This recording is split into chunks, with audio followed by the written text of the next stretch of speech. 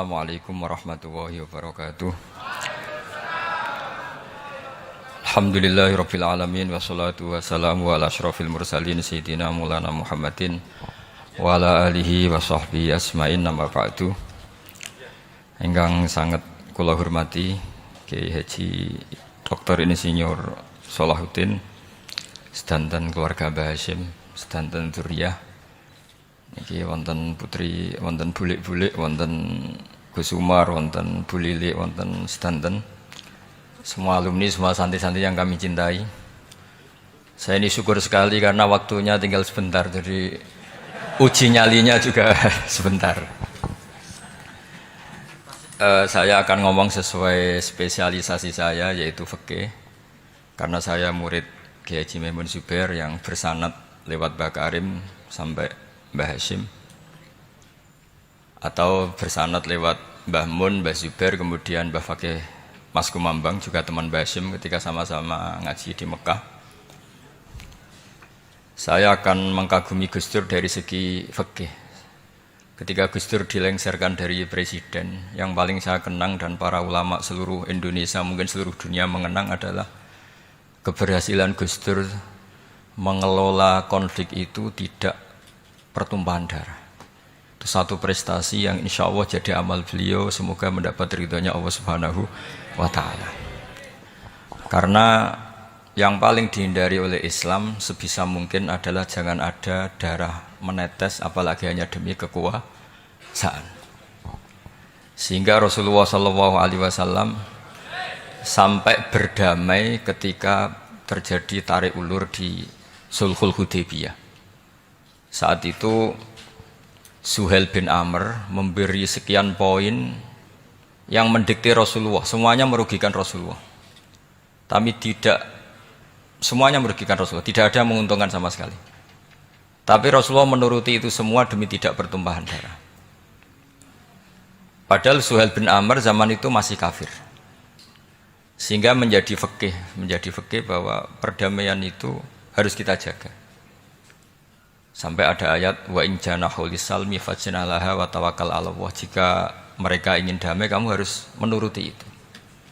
Sehingga damai itu pula yang zaman era Gus Wahid, ketika beliau menginginkan negara berdasar Islam, itu banyak di buku, termasuk beliau panitia 9 persiapan kemerdekaan, Pebuki, juga tadi Gus Salahuddin cerita. Beliau akhirnya kompromi juga dengan negara yang berbentuk Pancasila. Kemudian itu disosialisasikan era Muktamar Situbondo, yaitu Kiai Haji Ahmad Siddiq, didukung oleh Gus Dur karena zaman itu beliau kalah sepuh sama Kiai Haji Ahmad Siddiq. Jadi itu fikih yang saya menjadikan pengagum Gus Dur, karena ibadah Darul Mafasid Muqaddamun ala Jalbil Masalah adalah ibadah yang luar biasa. Berikutnya saya mohon sama Kiai Haji Salahuddin Wahid berkenan saya cara berpikir begini untuk Gus Dur. Jadi saya ini dari keluarga Kiai, saya juga senasab dengan keluarga Mbah Hasyim karena sama-sama turunan Mbah Sambul Lasem. Jadi beliau adalah Abdurrahman bin Wahid bin Hasyim bin Asy'ari bin Wahid lagi, terus bin Abdul Halim 2 sampai Mbah Sambu. Kira-kira nasabnya sama dengan saya, dengan Mbah Hamid yang dari jalur itu. Saya mau bercerita begini. Watak seorang cucu itu biasanya mengalir dari pikiran besar mbah-mbahnya atau leluhurnya. Karena setiap mbah-mbahnya pasti berdoa dzurriyyatan thayyibah, yaitu anak cucu yang baik.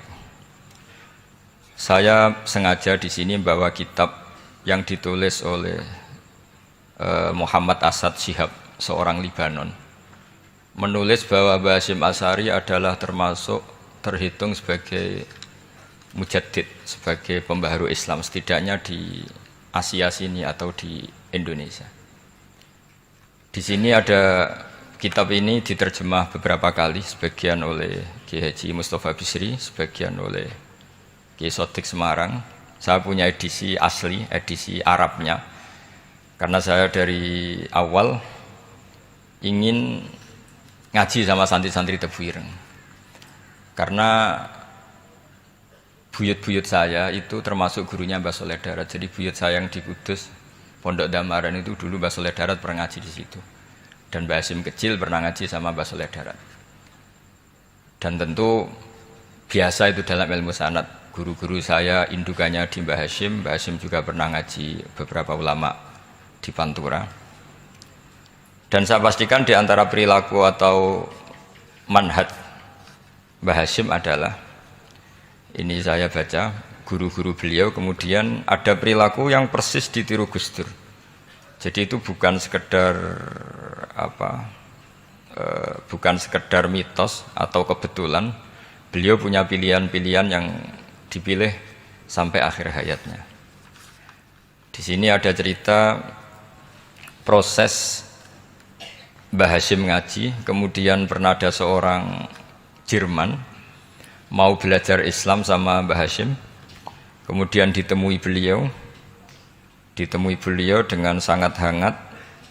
Ketika sudah mengenal Islam secara detail, ya saya ulang lagi, ketika sudah mengenal Islam secara detail, beliau ngendikan, kamu jangan tergesa-gesa, kata beliau. Kamu harus menerima Islam ini secara al-bayyinah, secara argumentatif, secara logika yang benar, jangan karena terpaksa. Itu pula yang akhirnya Mbah Hasyim mendorong khurriyatul fikri. Orang itu harus merdeka dalam berpikir. Itu pula yang mengilhami Rasulullah SAW ketika Sulhul Hudaybiyah. Orang kafir yang masuk Islam harus dikembalikan ke habitat kafir, karena itu habitat asli, karena rata-rata dulu suku Mekah zaman itu kafir semua. Tapi yang orang Islam masuk kafir harus dibiarkan karena dianggap kembali ke habitat. Tentu semua perjanjian itu merugikan Rasulullah SAW.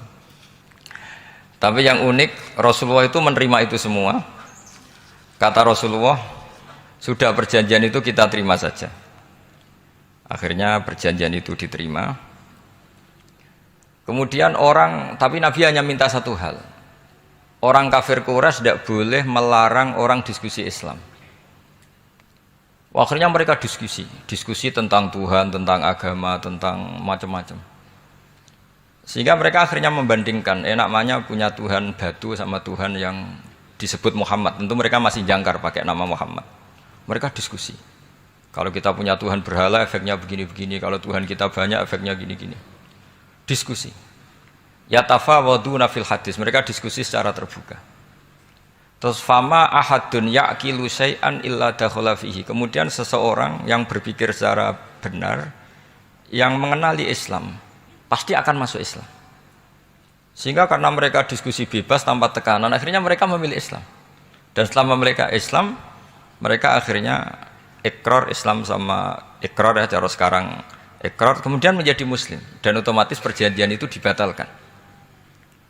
Makanya kata Imam Zuhri, guru Imam Malik, maka nafathun a'zuma fil Islam min sulhul Hudaybiyah. Enggak ada kemenangan Islam sehebat kemenangan dalam Hudaybiyah, yaitu orang berbebas berpikir. Kemudian kebebasan berpikir ini pasti mengarah ke mengaku yang benar, menanggalkan yang salah.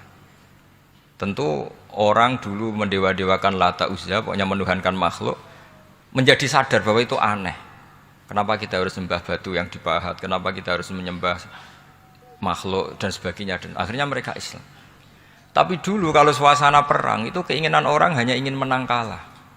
Jadi yang kafir itu hanya ingin menang. Pokoknya jangan sampai kalah. Nggak pernah berpikir Islam itu apa. Di mana-mana perang itu ya pikirannya menang kalah. Tapi setelah nggak ada perang, meskipun segala perjanjiannya merugikan Islam, orang akan berpikir secara objektif. Makanya fama ahadun ya'qilu syai'an illa dakhala fihi. Tidak ada seseorang yang berpikir tentang Islam kecuali akhirnya masuk Islam. Sehingga itu disebut maka nafathun a'zuma fil Islam min sulhul Hudaybiyah. Enggak ada futuhat yang sebesar sulhul Hudaybiyah. Ya, kitab ini namanya Wadi'ul Labinat Istiqlalil Indonesia. Mungkin santri Tebuireng mungkin lebih tahu ya, karena harusnya lebih tahu. Jadi kalau tahunya baru sekarang ya rondo innalillahi wa inna ilaihi rajiun. Jadi saya tidak perlu bangga lebih tahu, karena memang seharusnya Anda lebih tahu. Kalau tidak ya keterlaluan. Ya namanya itu Wadi'ul Labinatil Istiqlal al Indonesia. Ini saya baca, tapi ini demi Gus Dur, artinya bahwa pilihan-pilihan itu mulai ada zaman Mbah Hasyim Asy'ari. Saya baca satu-satu ya, mulai kredibilitas ilmu beliau, karena dalam Islam itu harus ada sanad.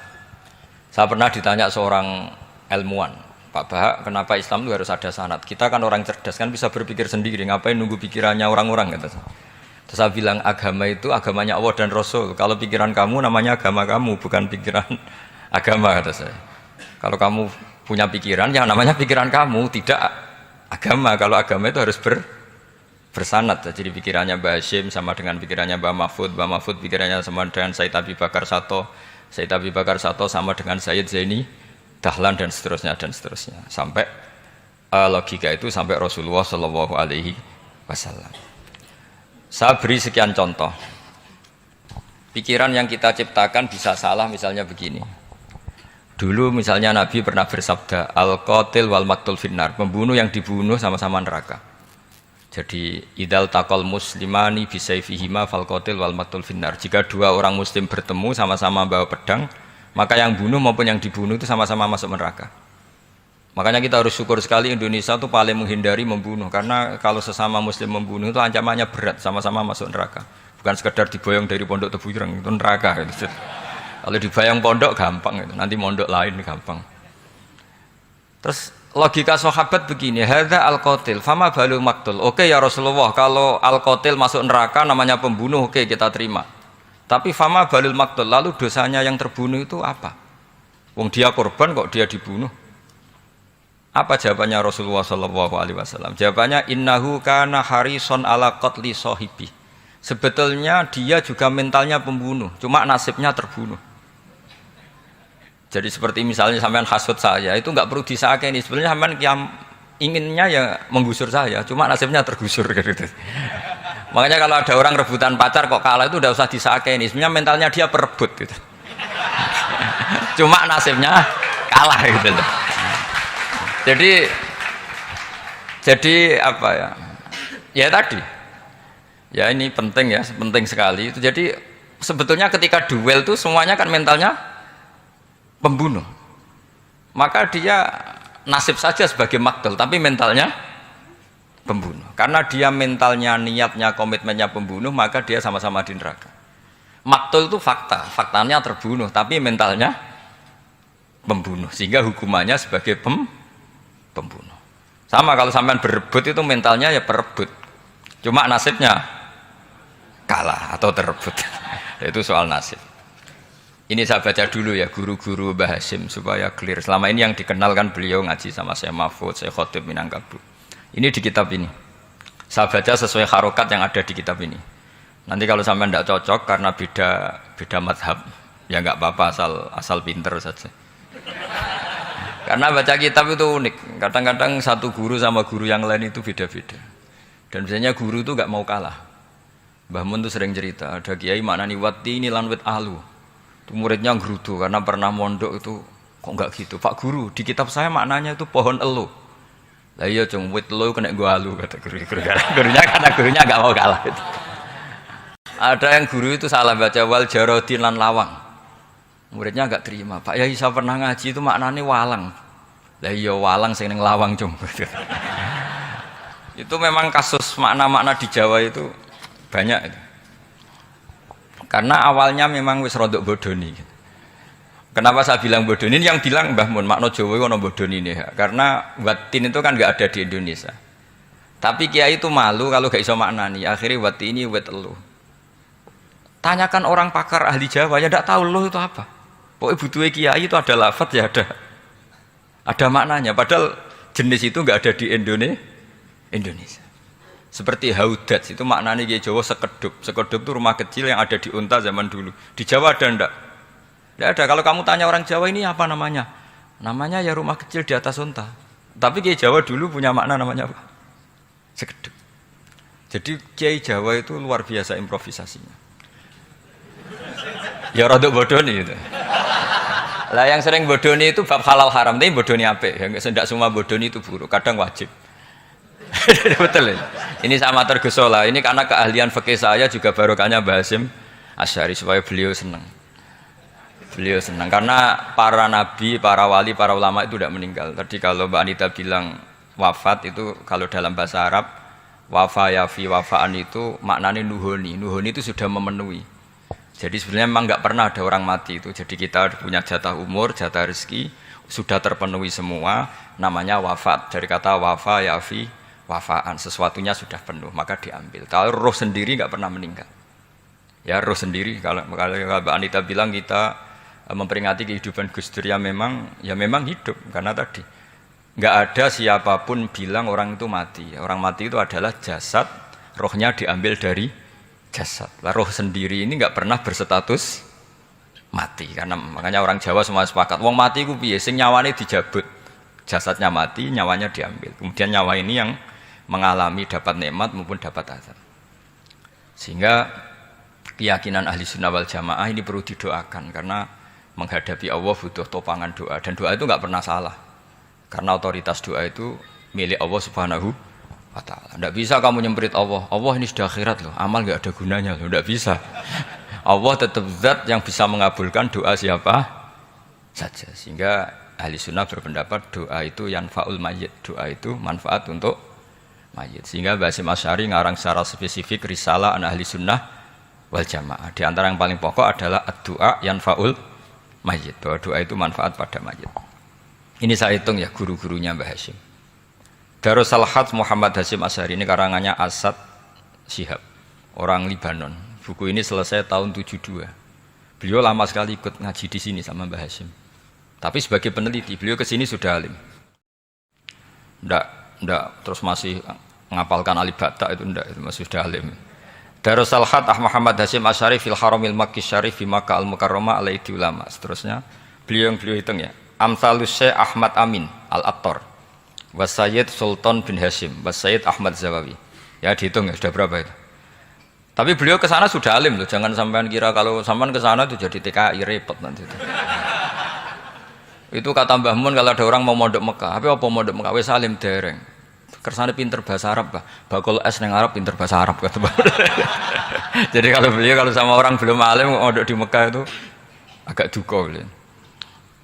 Ya, Syekh Ahmad Amin Al-Attar, wa Sayyid Sultan bin Hasyim, wa Sayyid Ahmad Zawawi, wa Syekh Ibrahim Arab, wa Sayyid Ahmad bin Hasan Al-Attar, wa Syekh Said Al-Yamani. Ini yang gurunya Mbah Zubair juga guru-gurunya keluarga sarang, wa Sayyid Husain Al-Habsyi. Ini mbah-mbahnya keluarga Habib Anis Solo. Jadi ya pokoknya keluarga besar Solo karena kita tahu Habib Anis itu bin Alwi bin Ali yang punya simtud Duror bin Muhammad bin Husain. Alladzi tawalla mansibal iftah hatta wafatul maniyah wa Sayyid Bakar Sato. Ini yang ngarang Anatu Tolibin. Wa Syekh Rahmatullah wa Sayyid Alawi bin Ahmad As-Segaf. Ini yang ngarang Tarsihul Mustafidin. Kita tahu sarah i'anah paling terkenal adalah dua I'anatu Tolibin dan Tarsihul Mustafidin. Itu dikarang oleh Alawi bin Ahmad As-Segaf. Terus wa Sayyid Abbas Al-Maliki, itu banyak Sayyid Muhammad. Karena kita tahu Sayyid Muhammad adalah Muhammad bin Alawi bin Abbas, ya, Muhammad bin Alawi bin Abbas. Itu juga gurunya Mbah Hasyim. Wa Sayyid Abdul Az-Zawawi wa Syekh Saleh Bafadl wa Syekh Sultan Hasyim Dagestani. Jadi selain guru-guru di Indonesia termasuk Mbah Mahfud Termas, Syekh Khotib Al-Minangkabu, beliau punya guru-guru itu yang saya sebut. Lalu barokahnya guru-guru itu, ya, barokahnya guru-guru itu, Mbah Hasyim berpikir seperti itu, dan berpikir seperti itu yang mengilhami Gus Wahid, kemudian Gus Wahid mengilhami Gus Dur. Kenapa saya cerita ini? Supaya kamu tahu bahwa pikiran-pikiran besar Gus Dur itu ada sanadnya. Jangan sampai kamu berpikir Gus Dur cerdas muka kan delok film lah, terus gue delok film kan ya repot gitu. Jadi makanya ini, karena banyak juga yang cerita Gus Dur sebagai budayawannya, sebagai demokratnya, sebagai pluralisnya. Yang cerita itu kan sudah ada, masa saya disuruh cerita itu lagi? Jadi kalau sampean saya cerita itu lagi kan coro Jawa tahsilul hasil. Jadi ini itu tidak bidang saya. Bidang saya akan melihat Gus Dur sebagai cucu Mbah Hasyim siapa? Asy'ari. Ini saya baca ya. Ini bahasa Jerman tapi sudah diagak-agak Arabkan. Ma'al Muhandis Karel von Schmidt. Ini Mbah Hasyim. Jangan kira yang pernah berkawan ya, bersosialisasi dengan non muslim itu mulai Gus Dur. Mulai Mbah Hasyim ini di halaman 108 kitab tadi. Wadi'ul Labinati Istiqlal Al-Indonesia. Kitab ini boleh sampean gasap kok. Nanti setelah ini tak bawa pulang atau sampean gasap enggak apa-apa. Ini santri-santri tebu ireng enggak apa-apa. Siap ya? Ya nanti bisa dibajak. Laqad kanat seterusnya hakon ziyaratil alam Muhammad Hasyim maka dzalika fi yaum ini 7 Juli tahun 1936. Fi maqarihi tebu ireng. Haitsu taqaltu indahu bil muhandis Karel von Schmidt. Wa kanatil fursa sa'ikhal tahadus ma'ahu tawilan. Terus setelah itu ini ceritanya mu'allif menangi Mbah Hasyim diskusi sama orang orientalis. Ini kata mu'allif, wa hadhil uqdatu takunu aqidatan wa hiya uqdatul mustasyrikin fa kullu shay'in ya'ti minal ghurbiyin wal irobiyyin wa Eropa ya'tabirunahu dasisah. Jadi zaman itu Mbah Hasyim itu sering punya tamu dari Eropa, dari Barat, dari macam-macam. Sumastatrodal muhandis terus seterusnya sampai. Nah ini cerita saja betapa Mbah Hasyim itu perkawanannya luas sekali. Terus ini cerita akhirnya orang ini sampai masuk Islam. Ketika masuk Islam di antara pesannya Mbah Hasyim, saya ulang lagi, di antara pesannya siapa? Mbah Hasyim itu beliau bilang kamu harus dipikir-pikir lagi katanya. Itu kan satu kearifan Mbah Hasyim ini saya baca karena saya takut ditegur ini, saya juga nunggu surat kok tidak datang-datang ini kok supaya cepat selesai. Ini bebas kalau ada surat malah kebenaran ini karena sudah mulai nyari-nyari. Ya jadi saya mohon nanti kitab ini bisa dikaji di sini. Nanti saya tinggal di sini ada cerita-cerita sampai beliau berteman orang Eropa, terus beliau macam-macam sampai terus saya teruskan. Summa arsalatku syirka ila Indonesia amni 1929 watana qala fi kasir minal mudun wa makata akhiran fi madinati Surabaya bi Jawa Syarqiyah wa min huna bada'atil hidayah wa taufiq taqudanihi ilal khairi hadas lautil hadis bil amil alladhi yakti fatratas tiraq. Jadi orientalis tadi ketika berteman Mbah Hasyim lama-lama tertarik oleh Islam. Ketika mulai tertarik dengan Islam wa sya'ara bil istiqrar aruhi wal amni tam wa kaifa ya'budu rabbahu ibadatan hakikiyah.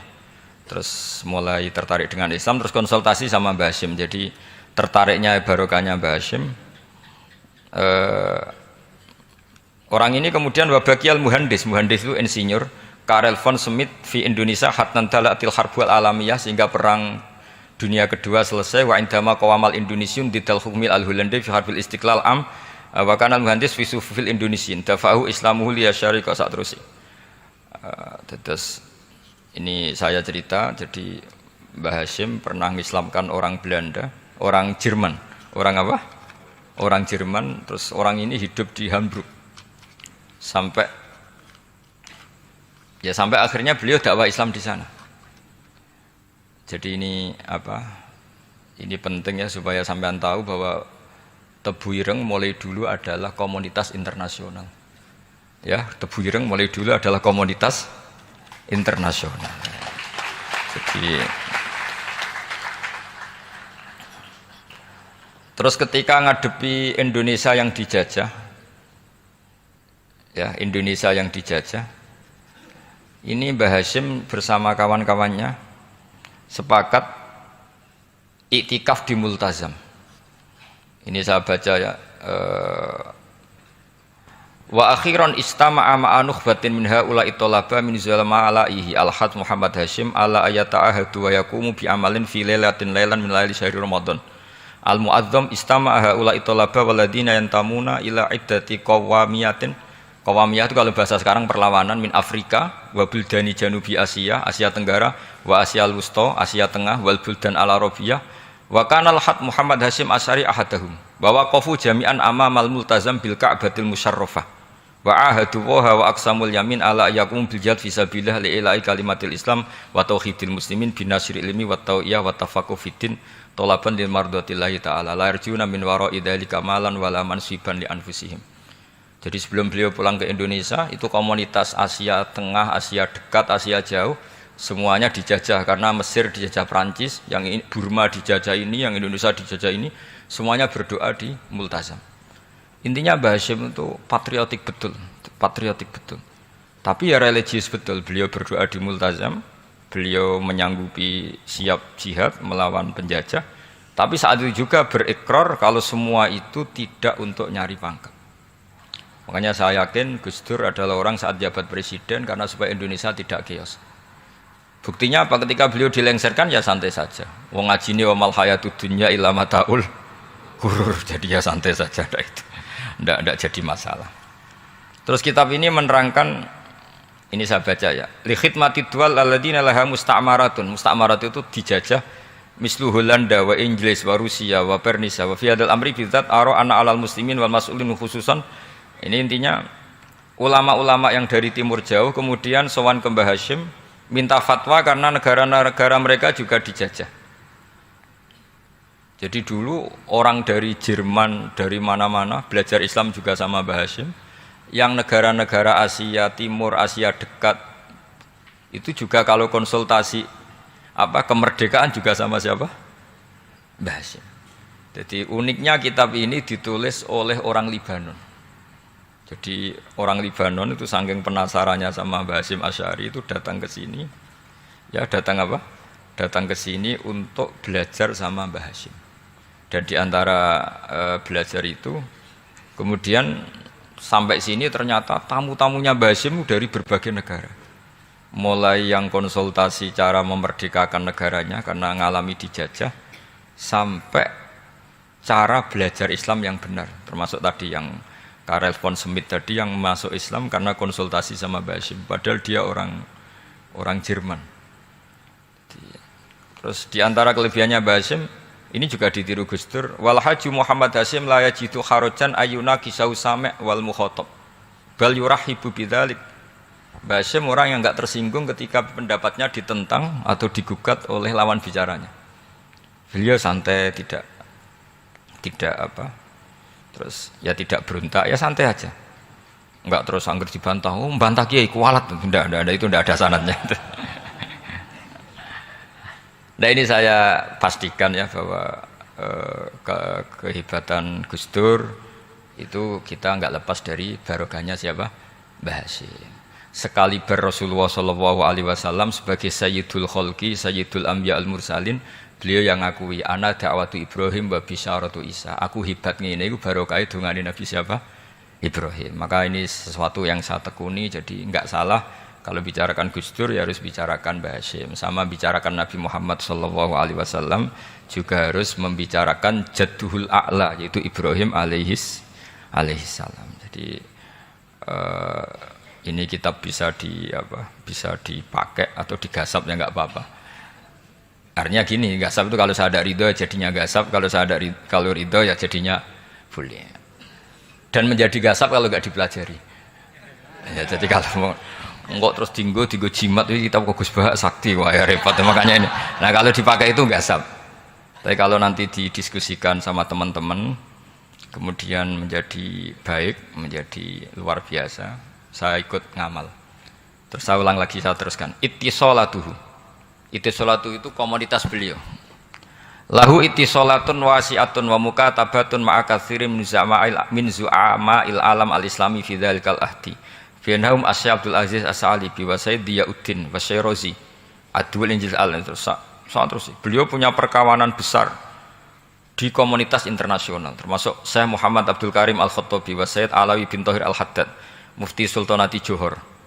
Ya, beliau berkawan dekat sama muftinya kerajaan Johor, wa Muhammad Ali wa Syaukat Ali bil Hindi, wa Muhammad Ali Jana Muhammad Iqbal. Muhammad Iqbal yang terkenal di India itu, wa Sayyid Hibaduddin Asy-Syahrastani, wa Wazirul Ma'arif Al-Iraqiyah. Beliau berteman sama PM Irak. Jadi kalau Gus Dur dari Mesir belajar di Irak, ternyata dulu mbahnya teman akrabnya Perdana Menteri apa? Irak. Terus banyak waroisu Majlis Tamyiz wa Sayyid Al-Alama Muhammad bin Aqil wa Sayyid Muhammad Jadul Maula wa Sayyid Muhammad Surur saat terusnya itu. Jadi ini nanti saya tinggal termasuk catatan-catatan ini saya mohon ridho dari Gus Solah dari supaya santri-santri sini belajar Mbah Hasyim lebih serius supaya gampang. Kenapa saya katakan harus seperti ini? Dulu Nabi Ibrahim itu di antara anak cucunya itu secara lahir ada yang tidak soleh. Karena anak cucu itu punya otoritas sehingga anak cucu ini yang menstatuskan Nabi Ibrahim. Sampai Allah sendiri yang meluruskan pengklaiman itu, yaitu ada ayat maka anak Ibrahimu Yahudiyah wala Nasranian, karena ada orang yang bernama Yahuda bin Yakub bin Ishak bin Ibrahim. Karena Yahuda punya pola tertentu dalam beragama, terus seakan-akan mbah-mbahnya paling ya begitu. Akhirnya Ibrahim pernah disetatuskan sebagai Yahudi. Sampai Allah sendiri yang ngintikan maka anak Ibrahimu Yahudiyah wala Nasranian. Sampai datang Rasulullah SAW yang memaklumatkan saya juga cucu Ibrahim orisinil. Dan saya pastikan Ibrahim itu bukan Yahudi tapi bapak tauhid. Semenjak itu Ibrahim dipulihkan namanya, bukan Yahudi tapi bapak tauhid. Yaitu diistilahkan Nabi millata abikum Ibrahim, semua tauhid adalah nginduk kepada Nabi siapa? Ibrahim. Nah saya ingin santri-santri Tebu Ireng misalnya nanti suatu saat jadi komunitas internasional, jadi orang keren komunitas internasional, itu bukan karena ingin gaya-gayanan terkenal, tapi ingin niru Mbah Hasyim bahwa itu awal dakwah Anda fil alam. Semua alam ini tentu butuh tauhid, butuh kebenaran, bukan gagah-gagahan sebagai orang populer. Terus persahabatan yang luas, misalnya Anda khusyuk terus kuper, wah ratau kancanan wong ngabin jadi wali gini terus kuper. Mungkin Anda tidak akan jadi wali karena sanadnya Mbah Hasyim itu perkenalannya luas. Sementara kamu milih kuper, gak pernah berteman orang, tapi sanadnya sampai Mbah Hasyim itu membingungkan sanad itu. Wong Mbah Hasyim tidak gitu kok kamu nyanatkan begitu. Jadi kalau santri Tebu Ireng mulai sampai neng kamar, terus ngobong dupo, terus menterkenalkan diri jadi wali. Gitu.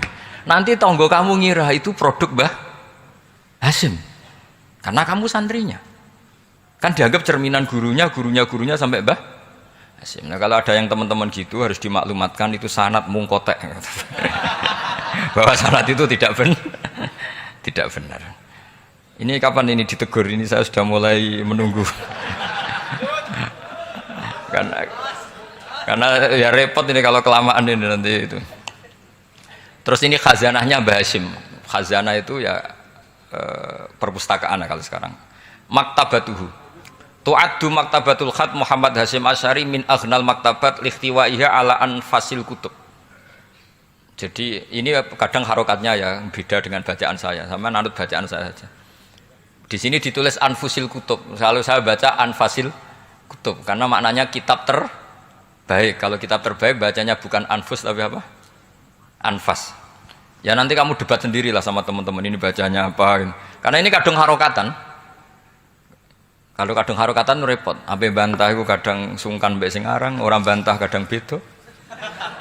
Lah supaya selamat, iki ora saleh mualif, khotote sing goblok biasanya gitu biasanya gitu kalau untuk menyelamatkan kiai itu, oh ini yang ngetik yang salah. Padahal kadang kiai ini barang ya rodok salah tapi ya sembol.